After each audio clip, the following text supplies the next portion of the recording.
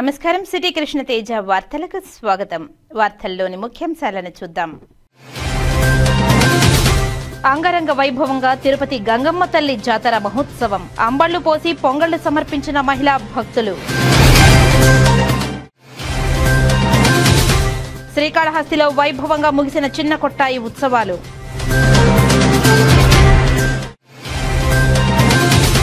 త్వరలో తిరుపతి ఐఐటికి మహర్దశ పట్టనుందని ప్రొఫెసర్ సత్యనారాయణ వెల్లడి. చిత్తూరు నడివీధి గంగమ్మకు సారెన సమర్పించిన రాష్ట్ర రవాణా శాఖ మంత్రి మండిపల్లి రాంప్రసాద్ రెడ్డి. ఇక వార్తల్లోని వివరాలను చూద్దాం. తిరుపతి గ్రామదేవత వెంకటేశ్వర స్వామి తోబుట్టువు, కోరిన కోర్కెలు తీర్చే కొంగు బంగారు తల్లి, దుష్ట శిక్షణ శిష్ట రక్షణ కొరకు అవతరించిన గంగమ్మ తల్లి జాతర అంగరంగ వైభవంగా జరుగుతుంది. తిరుపతిలోని తాతయ్యగుంటలో గంగమ్మ తల్లి జాతర అంగరంగ వైభవంగా జరుగుతుంది. అందులో భాగంగా ఈ రోజు అమ్మవారిని సుప్రభాతంతో మేల్కొల్పి సహస్రనామార్చన నిర్వహించిన అనంతరం విశేష పూజా కార్యక్రమాలు నిర్వహించి ధూపదీప నైవేద్యాలు సమర్పించారు. అనంతరం మహిళా భక్తులు భక్తి శ్రద్ధలతో పొంగళ్లు పెట్టి అమ్మవారికి సమర్పించారు. పూర్వకాలంలో పాలేగాడు ఉండేవాడు. అతడు యుక్త వయస్సులో స్త్రీలను చెరపట్టేవాడు. పాలేగాడి సంహార్థం కోసం అవిలాల ఆడపడుచుగా జన్మించింది గంగమ్మ తల్లి. ఇది పసిగట్టిన పాలేగాడు గంగమ్మ తల్లికి కనపడకుండా అవిలాల నుంచి తిరుపతికి చేరుకొని ఓ చెట్టు త్వరలో దాక్కున్నాడు. ఇది తెలిసిన గంగమ్మ తల్లి రోజుకో వేషం వేసి బూతులు తిడుతూ గ్రామమంతా కలీ తిరుగుతూ పాలేగాడిని వెతుకలాడింది. చివరకు పాలేగాడు దొరవేషంలో ఉన్న గంగమ్మ తల్లికి దొరుకుతాడు. గంగమ్మ తల్లి పాలేగాడిని సంహరిస్తుంది. ఆ విధంగా గంగమ్మ తల్లి ఎన్నో వేషాలు ధరించడం ఆనవాయితీగా వచ్చింది.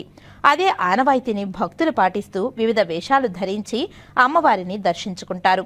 చివరి రోజు అమ్మవారు శాంతి స్వరూపిణిగా భక్తులకు దర్శన భాగ్యం కల్పిస్తుంది.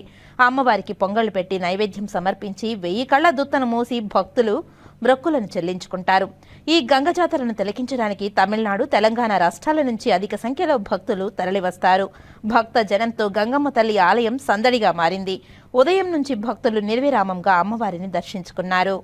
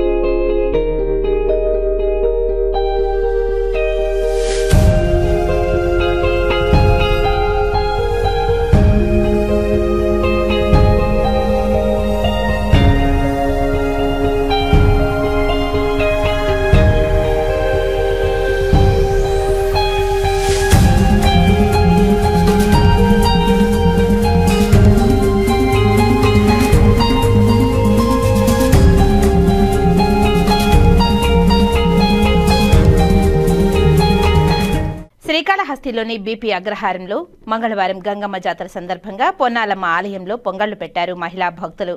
అధిక సంఖ్యలో మహిళా భక్తులు ఆలయానికి చేరుకుని పొంగళ్లు పెట్టి అమ్మవారికి నైవేద్యం సమర్పించారు. శ్రీకాళహస్తిలోని బీపీ అగ్రహారంలో బుధవారం గంగమ్మ జాతర సందర్భంగా పొన్నాలమ్మ ఆలయం వద్ద మహిళా భక్తులు పొంగళ్లు పెట్టారు. ప్రతి సంవత్సరం బీపీ అగ్రహారంలో గంగమ్మ జాతరను అంగరంగ వైభవంగా నిర్వహిస్తారు. జాతర కమిటీ నిర్వాహకులు ఓంప్రకాష్, పూజారి జగదీష్ మాట్లాడుతూ తిరుపతి గంగ జాతర సందర్భంగా శ్రీకాళహస్తిలోని బీపీ అగ్రహారం, పానగల్, ఏఎం పుత్తూరు ప్రాంతాలలో మంగళవారం, బుధవారం జాతర జరుగుతుందని అన్నారు. ఈ సందర్భంగా పొన్నాలమ్మ ఆలయంలో వివిధ ప్రాంతాల నుండి వచ్చిన భక్తులు పొంగళ్లు పెట్టి అమ్మవారికి నైవేద్యం సమర్పించారు. మంగళవారం రాత్రి అమ్మవారిని కొలువుదీర్చి 14వ తేదీ బీపీ అగ్రహారంలోని గంగమ్మ ఆలయం వద్ద అమ్మవారిని నిలుపు, అమ్మవారి ఊరేగింపు, రాత్రి నిమజ్జనం ఉంటుందని వెల్లడించారు. గంగ జాతర సందర్భంగా ఎమ్మెల్యే బొజ్జల వెంకట సుధీర్ రెడ్డి చేతుల మీదుగా అమ్మవారికి సారెను అందజేశారు.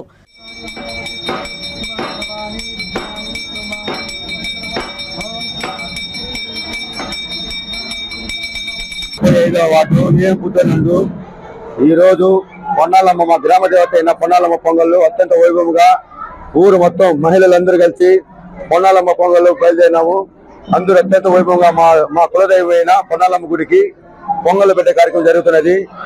ఈ రోజు మంగళవారము సాయంకాలము రాత్రి 9 గంటల నుంచి మన ఏఎం పుత్తూరు నందు గంగమ్మ, పిండి గంగమ్మ, మాది వైభవమైన దీపం జ్యోతి గంగమ్మ, పిండి గంగమ్మ అత్యంత వైభవంగాను బుధవారం ఉదయం తెల్లవారుజాము 3 గంటలకు అమ్మవారు ఊరేగింపు కార్యక్రమం జరపబడును. అత్యంత వైభవం బుధవారం నాటికి శక్తివంతమైన అమ్మవారు ఏం పుత్తూరు గ్రామ ప్రజలందరూ ఇచ్చేసి, చుట్టుపక్కల గ్రామం అందరూ ఇచ్చేసి బుధవారం గంగమ్మ జాతర జయప్రదం చేయాల్సిందిగా కోరుతున్నాం. పొన్నాలమ్మ అమ్మవారి జాతర సందర్భంగా, తిరుపతి గంగమ్మ జాతర సందర్భంగా అగ్రహారము ఏఎం పుత్తూరు వారు అమ్మవారికి ప్రసాదాలు, పొంగళ్ళు పెట్టుకుని నైవేద్యంతో, ధూపదీప నైవేద్య అనుగ్రహంతో, అమ్మవారి కృపా కటాక్షంతో దర్శించుకుని శ్రీ పానగల్ల జాతర వారు రేపు పానగల్ల జాతర, అగ్రహారం జాతర జరుపుకోవటకు, అమ్మవారి శాంతి పూజలు చేయటకు భక్తులలో వచ్చి తీర్థ ప్రసాదాలు సేకరించి అమ్మవారి కృపా కటాక్షములు పొందుతున్నారు. గంగ జాతరకు మంగళ వాయిద్యాలు, మేళతాళాల మధ్య ఘనంగా నిర్వహించడానికి ఏర్పాట్లు చేశామని తెలిపారు. భక్తులు విచ్చేసి అమ్మవారిని దర్శించుకోవాలని ఆలయ కమిటీ నిర్వాహకులు కోరారు. ఈ కార్యక్రమంలో శ్యామ్, నటరాజన్, ఎంఎస్ రెడ్డి తదితరులు పాల్గొన్నారు. శ్రీకాళహస్తీశ్వర ఆలయానికి అనుబంధంగా నిర్వహిస్తున్న శ్రీకాళహస్తి మండలంలోని ఊరందూరు గ్రామంలో వెలసిన శ్రీదేవి భూదేవి సమేత చెన్నకేశ్వర స్వామివారి బ్రహ్మోత్సవాలలో భాగంగా ఆదివారం రాత్రి స్వామి అమ్మవారు గరుడ వాహనంపై దర్శనమిచ్చారు. ఉదయం నుంచి ఆలయంలో ప్రత్యేక సేవలు, అభిషేకాలు నిర్వహించారు. చుట్టుప్రక్కల గ్రామాలకు చెందిన భక్తులు రాగా రాత్రి హనుమంతన వాహన సేవను నిర్వహించనున్నారు ఆలయ అర్చకులు. ఉత్సవాలను ఇన్ఛార్జి లక్ష్మయ్య, ఏఈఓ హేమమాలిని పర్యవేక్షిస్తున్నారు.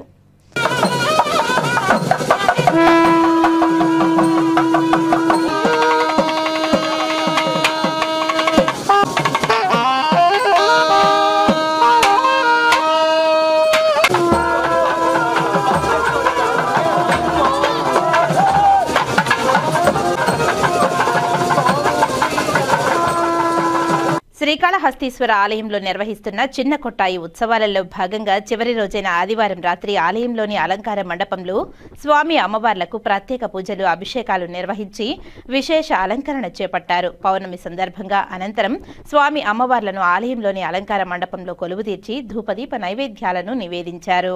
శ్రీకాళహస్తీశ్వర ఆలయంలో నిర్వహిస్తున్న చిన్న కొట్టాయి ఉత్సవాలలో భాగంగా చివరి రోజైన ఆదివారం రాత్రి ఆలయంలోని అలంకార మండపంలో స్వామి అమ్మవార్లకు ప్రత్యేక పూజలు, అభిషేకాలు నిర్వహించి విశేష అలంకరణను చేపట్టారు. పౌర్ణమి సందర్భంగా అనంతరం స్వామి అమ్మవార్లను ఆలయంలోని అలంకార మండపం నుంచి తీసుకువచ్చి పొరవీధుల్లో గ్రామోత్సవాన్ని వైభవంగా చేపట్టారు. ఈ కార్యక్రమంలో AEO Vidyasagar, temple superintendent Nagabhushanam Yadav మరియు టెంపుల్ ఇన్స్పెక్టర్ హరి యాదవ్, వేద పండితులు తదితర భక్తులు పాల్గొన్నారు.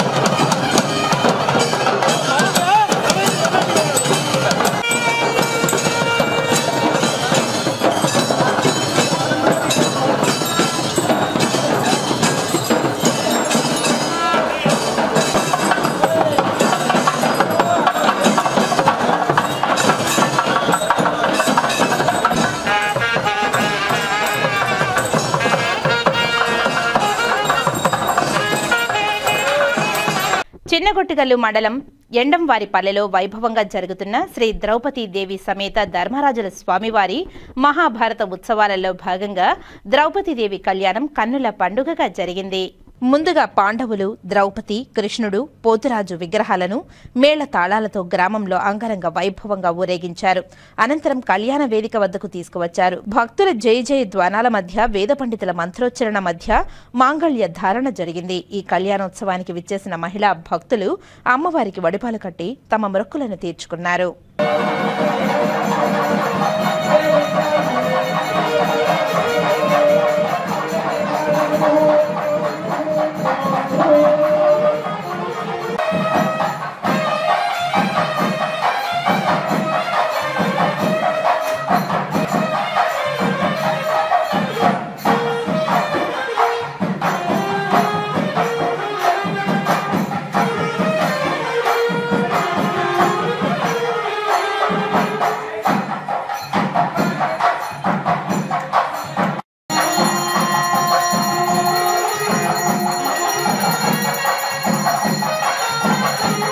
జ్వరము దగ్గు వచ్చినా కానీ ఫ్రీగా వార్తమని రోజులు ఫ్రీగా చూస్తానని మనవి చేశాడు.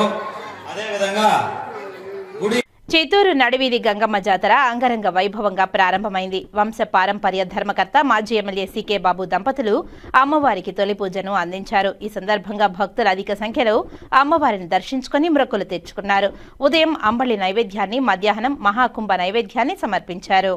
ఈ సందర్భంగా నడివీధి గంగమ్మ ఆలయ ధర్మకర్త మాజీ శాసనసభ్యులు సీకే బాబు అమ్మవారి ప్రసాదాలు మంత్రికి అందజేశారు. ఈ కార్యక్రమంలో మంత్రితో పాటు చిత్తూరు శాసనసభ్యులు గురజాల జగన్మోహన్, నగర mayor Amuda, CUDA chairperson Katari Hemalatha, deputy mayor Rajesh Kumar Reddy, మాజీ ఎమ్మెల్యే దొరబాబు, పిఎస్ మనోహర్ తదితరులు పాల్గొన్నారు. అనంతరం మురకంపట్టు దొడ్డపల్లిలో జరుగుతున్న జాతరలో పాల్గొని అమ్మవారిని దర్శించుకున్నారు.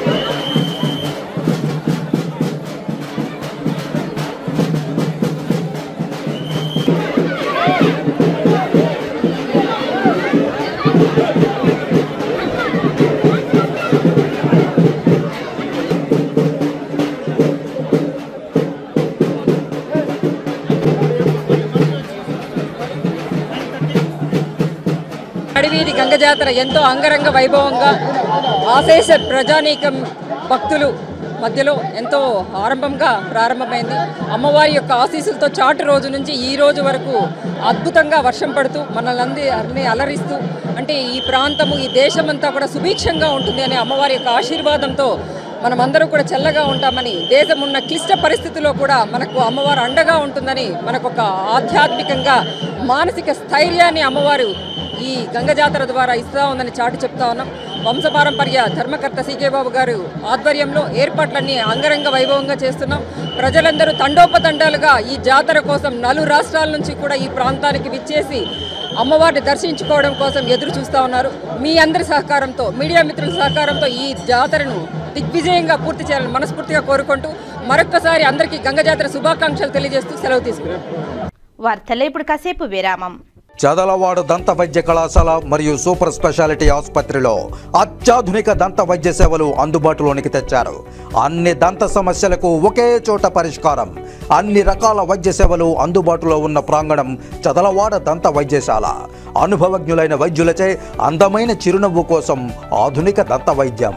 పిప్పి పళ్లకు, రూట్ కెనాల్, చిగురువాపు వ్యాధులకు అత్యాధునిక చికిత్స. ఎత్తుపళ్ళు, వంకర పళ్ళు, రంగుమారిన పళ్లకు ప్రత్యేకమైన వైద్య బృందంచే చికిత్స. అంతేకాకుండా చదలవాడ విద్యా సంస్థల్లో రాయలసీమలోనే ఆర్కిటెక్చర్ కోసం మొట్టమొదటి private college Chadalavada Aruna school of architecture. అత్యుత్తమ ఇన్ఫ్రాస్ట్రక్చర్ కలిగి సమర్థవంతమైన టీచింగ్ స్టాఫ్తో విద్యార్థులకు ప్రాక్టికల్స్తో కూడిన విద్యాబోధన చదలవాడ అరుణ స్కూల్ ఆఫ్ ఆర్కిటెక్చర్లో. సంప్రదించండి. చదలవాడ కృష్ణతేజ దంత వైద్య కళాశాల, రేణుగుంట రోడ్, తిరుపతి. తిరిగి వార్తల్లోనికి స్వాగతం. చిత్తూరు నడివీధి గంగమ్మ జాతర అంగరంగ వైభవంగా ప్రారంభమైంది. జిల్లా పర్యటనలో భాగంగా మంగళవారం జిల్లా ఇన్ఛార్జి మంత్రి మరియు రాష్ట్ర రవాణా శాఖ మంత్రి మండిపల్లి రాంప్రసాద్ రెడ్డి చిత్తూరు నడివీధి గంగమ్మ, గిరింపేట నడివీధి గంగమ్మ జాతరలో పాల్గొని అమ్మవార్లను దర్శించుకున్నారు. ఈ సందర్భంగా అధిక సంఖ్యలో భక్తులు అమ్మవారిని దర్శించుకుని మొక్కులు తీర్చుకున్నారు. ఉదయం అంబిలి నైవేద్యంగా సమర్పించారు. మధ్యాహ్నం మహాకుంభ నైవేద్యాన్ని సమర్పించారు. చిత్తూరు ఎమ్మెల్యే గురజాల జగన్మోహన్ గంగమ్మకు పట్టు వస్త్రాలు సారెను సమర్పించి మొక్కులు తీర్చుకున్నారు. ఈ కార్యక్రమంలో అధిక సంఖ్యలో భక్తులు పాల్గొన్నారు.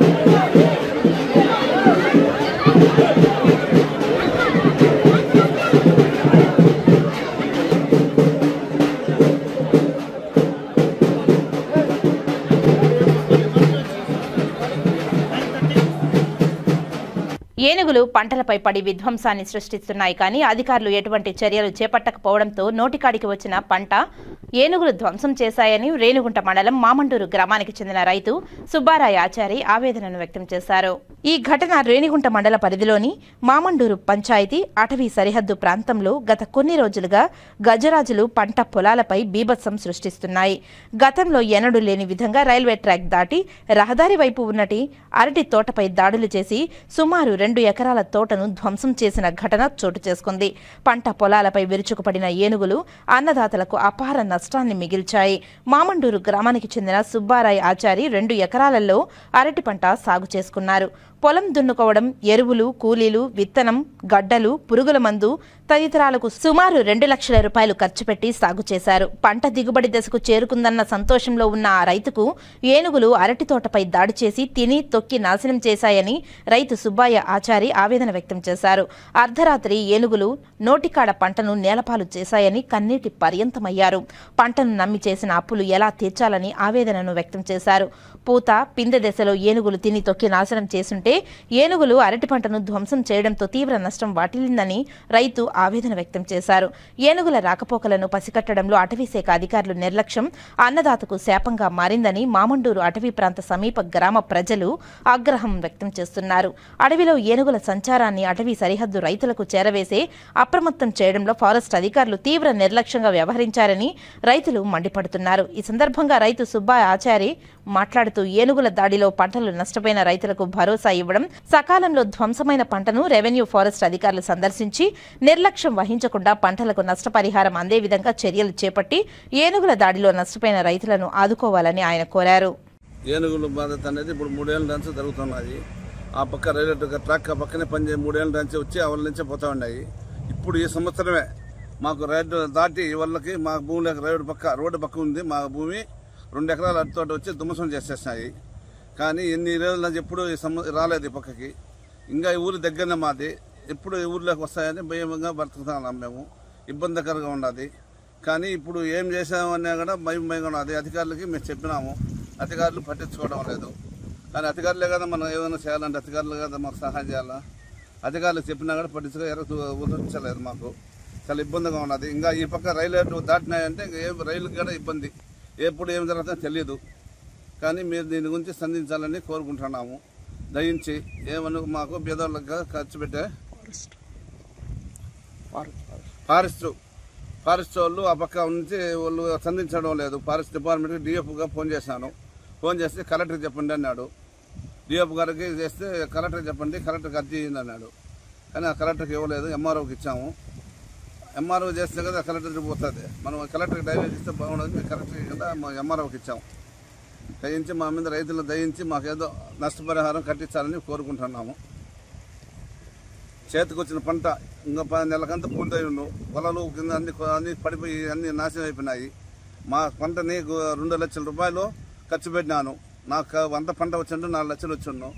ఈ బుద్ధ 4 లక్షలు నష్టపడి నేను ఎట్లా కష్టపడి ఇంక రైతుకి ఎట్లా ఇబ్బంది అవుతుంది?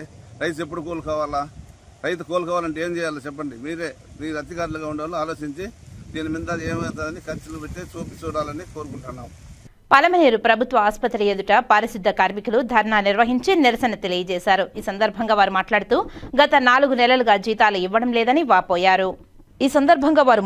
గత 4 నెలలుగా జీతాలు ఇవ్వడం లేదని, మేము చాలా ఇబ్బందులు పడుతున్నామని, ఇంటి బాడుగులు కూడా కట్టుకోలేని పరిస్థితుల్లో ఉన్నామని, ఈ నెల 14, 15వ తేదీ గంగమ్మ జాతర రావడంతో పండుగకు బంధువులు వస్తున్నారని, ఆ సమయంలో మాకు జీతాలు ఇవ్వకపోవడంతో చాలా ఇబ్బందులు పడుతున్నామని, మునుపటి కంటే ఇప్పుడు ప్రభుత్వం ఆసుపత్రిలో 150 పడకలు అవ్వడంతో మాకు పని భారం పెరిగిందని, అదేవిధంగా కార్మికులను పెంచాలని, ఇప్పుడు ఇస్తున్న వేతనాలు సరిపోవడం లేదని, వేతనాలు పెంచాలని, ప్రతి నెల వేతనాలు ఇచ్చేలా కాంట్రాక్టుకు ప్రభుత్వం సిఫారసు చేసి మమ్మల్ని ఆదుకోవాలని కన్నీటి పర్యంతమయ్యారు.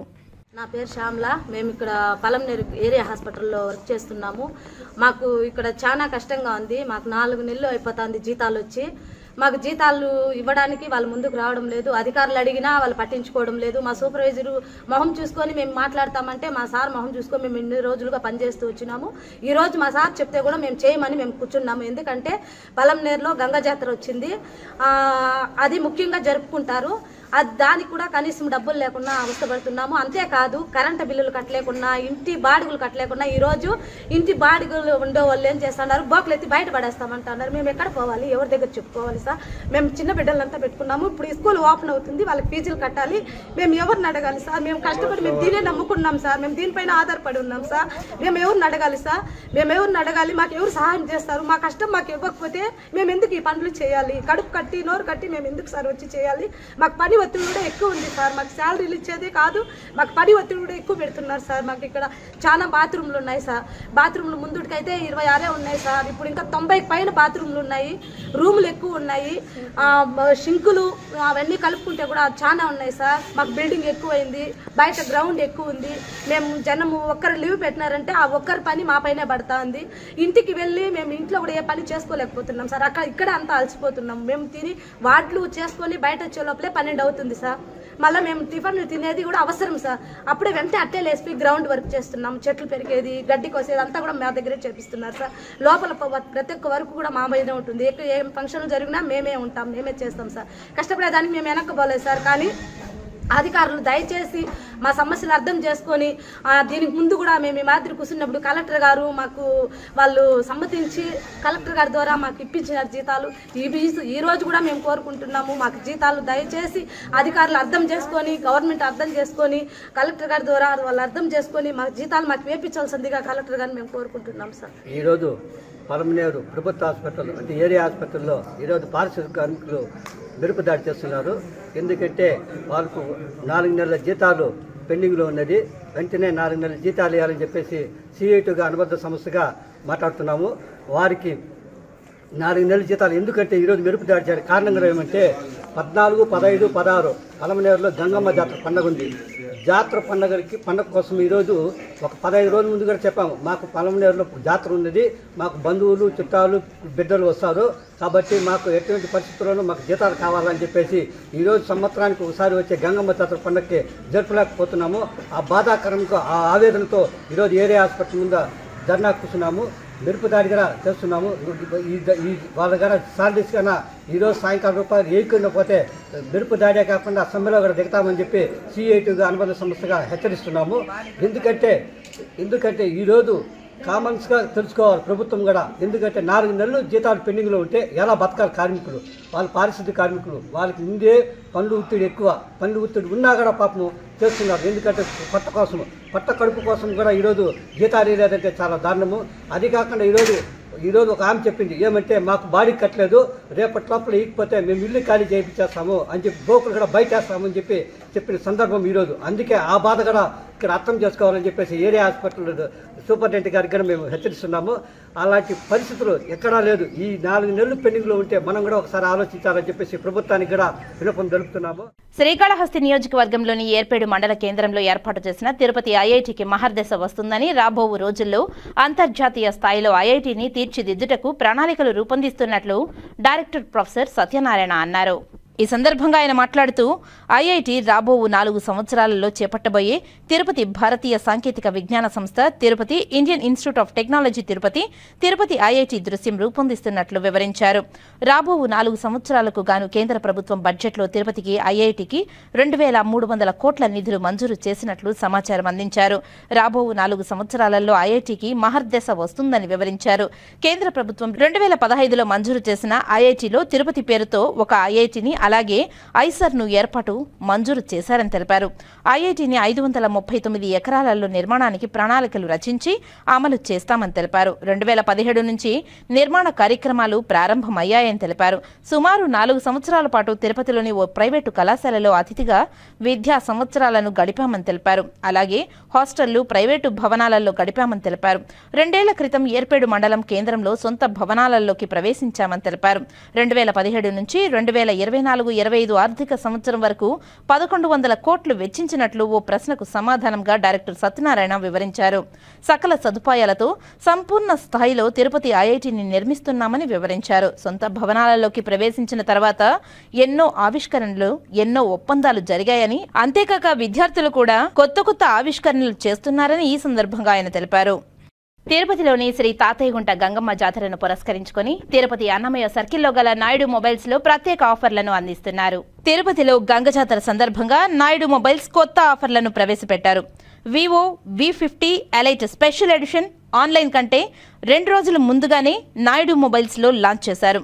గంగమ్మ జాతర సందర్భంగా నాయుడు మొబైల్స్ లో సెర్ఫ్స్ ఫ్రీ ఇస్తున్నారు. Up to 10% cash back, finance 0% down payment, Vivo company buds free, 12 GB 512 RAM 41,990 రూపాయలకే అన్ని online mobiles Moto, iQOO, OnePlus, Infinix, Poco, Vivo, Oppo, full ఒమైండ్ కలిగిన అన్ని రకాల మోడల్స్ మన నాయుడు మొబైల్స్ అన్నమయ్య సర్కిల్లో అందుబాటులో ఉన్నాయని నాయుడు మొబైల్స్ అధినేత ఏవి నాయుడు తెలిపారు.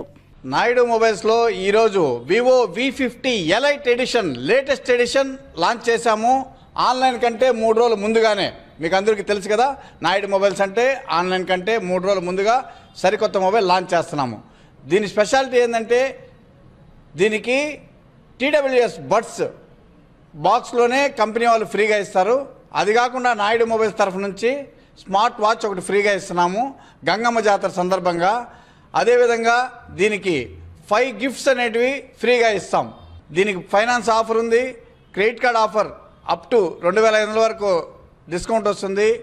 బజాజ్ ఫైనాన్స్లో ఈఎంఐలో 0 డౌన్ పేమెంట్లో మొబైల్ తీసుకోవచ్చు. ఈ అన్నమయ్య సర్కిల్లో అన్ని రకాల మొబైల్స్ ఈ గంగమ్మ జాతరకి ఆఫర్స్ పెట్టాము. ప్రతి మొబైల్కి 5 గిఫ్ట్స్ అనేసి పెట్టాము.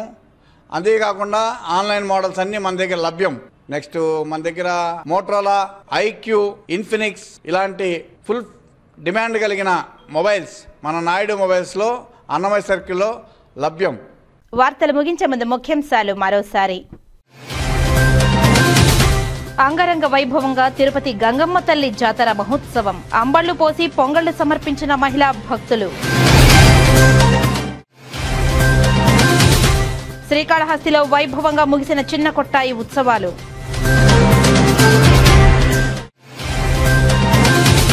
త్వరలో తిరుపతి ఐఐటికి మహర్దశ పట్టనుందని ప్రొఫెసర్ సత్యనారాయణ వెల్లడి. చిత్తూరు నడివీధి గంగమ్మకు సారెన సమర్పించిన రాష్ట్ర రవాణా శాఖ మంత్రి మండిపల్లి రాంప్రసాద్ రెడ్డి.